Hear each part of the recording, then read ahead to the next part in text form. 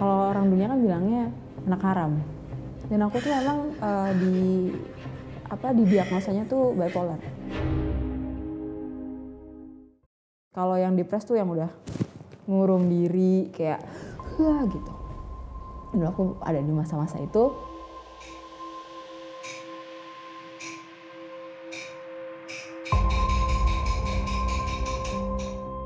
So before this, please don't judge my mom. Karena mungkin dia juga punya kesalahan, mami juga udah ngizinin sih aku cerita gitu. Jadi kalau dibilang keluargaku itu keluarga Kristen biasa, aku baru tahu ya semua keluarga ada buruk-buruknya ya. Baru tahu buruk-buruknya juga pas di umur 22 lah, lagi skripsian S1, kayak banget. Intinya ya setelah kakak-kakak aku lahir, mamiku mungkin bandel kali ya, ketemu ayah aku. Jadi kalau papi yang ngurus aku manggil papi, kalau ayah kandungku aku manggil ayah. Ketemu ayah, lahirlah aku gitu. Jadi di umur segitu aku tahu ternyata ayahku itu beda dari kakak aku.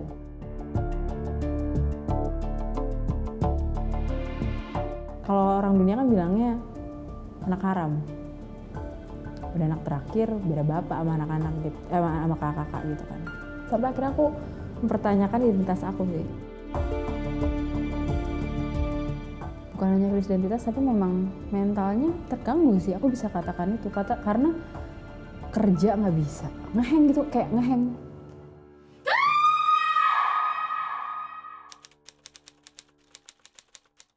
Terus kalau aku sampai browsing tentang, aku punya diagnosa juga ada gitu. Aku sampai browsing tentang penyakit tersebut.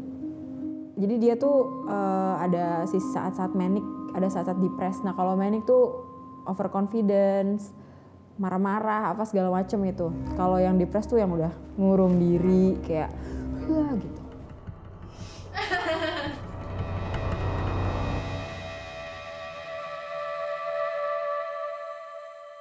Dulu aku ada di masa-masa itu dan nggak ada yang ngerti.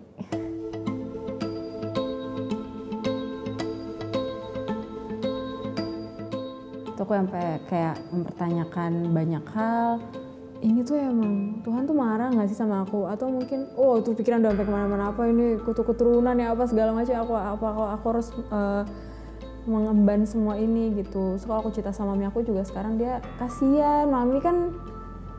Aku memang kepikiran kayak apakah mami melihat aku sebagai kesalahan, apakah mami tidak bahagia gitu.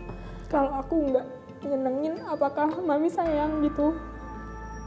Aku sampai kayak mikir kayak gitu. Menjalani sehari aja tuh kayak udah pokoknya pencapaian gue harus nyelesain hari ini. Itu udah capaian banget, aku bisa menjalani hari itu.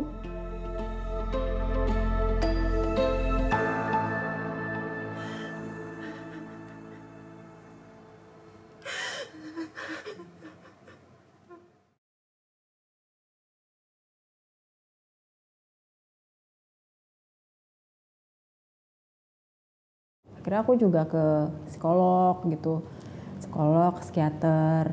Dan aku tuh memang di diagnosanya tuh bipolar. Tenggatnya aku tuh masih dikasih otak untuk reflect. Waktu itu aku inget banget, aku tulis di buku keadaan aku saat ini. Itu ada kali berapa poin, 50 poin gitu. Jadi aku tulis kayak gini, aku hari ini lagi cari kerjaan. Atau aku hari ini, aku sekarang, itu aku nulis itu banyak banget. Serius aku sampai kayak begitu, supaya aku tetap conscious. Jadi aku tulis, ada kali apa 50 poin, aku tulis terus kayak, aku mau mulai pertemanan baru lo dengan si ini gitu. Aku segala macem, sampai aku nyadar, aku akhirnya belajar tentang itu, apa yang aku bisa kontrol, apa yang aku gak bisa kontrol dalam kehidupan aku tuh aku petain. Nah itu tuh hikmatnya juga aku percaya dari Tuhan itu sih, karena kalau enggak udah otak sakit begitu, ya kali masih ada kekuatan buat metain diri gitu kan. Nah di situ tuh aku jadi kayak belajar, gue tuh orangnya kayak begini segala macam. Jadi jauh banget ya aku dulu sama aku yang sekarang. Terus beberapa waktu aku ulang, sampai akhirnya aku mikir kayak, wow, berarti emang ada dalam diri aku yang harus kubenahin.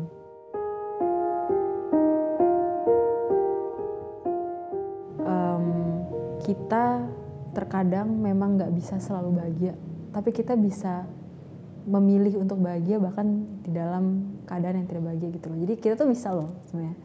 Tapi ya gitulah, kalau jalan sama Tuhan tuh bisa dibilang kita nggak tahu medannya tuh kayak gimana, kita nggak tahu. Tapi aku punya iman lah gitu, tetap melangkah, tetap mau jadi alatnya Tuhan. Tapi di satu sisi aku juga sebagai manusia biasa, aku kerja, aku kantoran, aku ketemu dengan orang-orang yang kita tidak bisa tahu seperti apa mereka. Tapi satu sisi aku tahu aku punya misi, aku tahu aku punya panggilan. Aku mau Tuhan itu senang gitu, karena aku percaya yang mau aku ada di dunia ini itu Tuhan Yesus. Yang mau adanya Natania secara di dunia ini tuh Tuhan Yesus.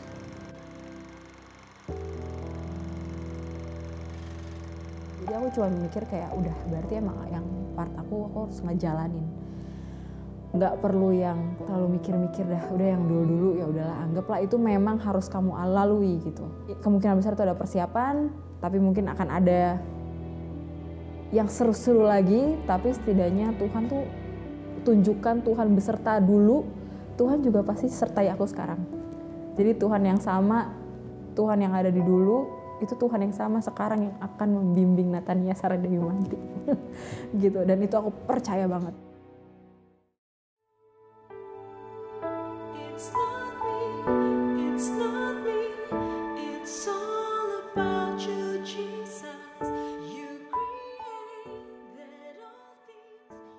Itu juga korelasinya sih sama lagu yang aku ciptain.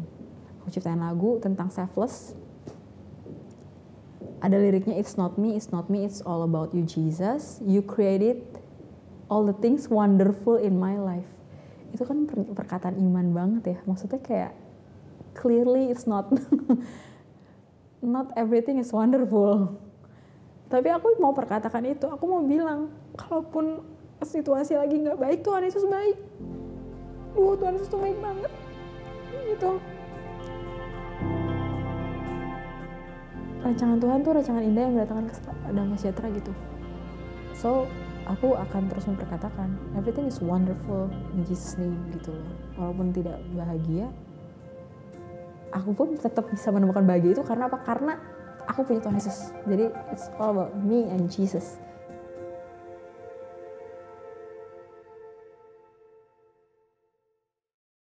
Sahabat, kita semua pernah mengalami kekecewaan.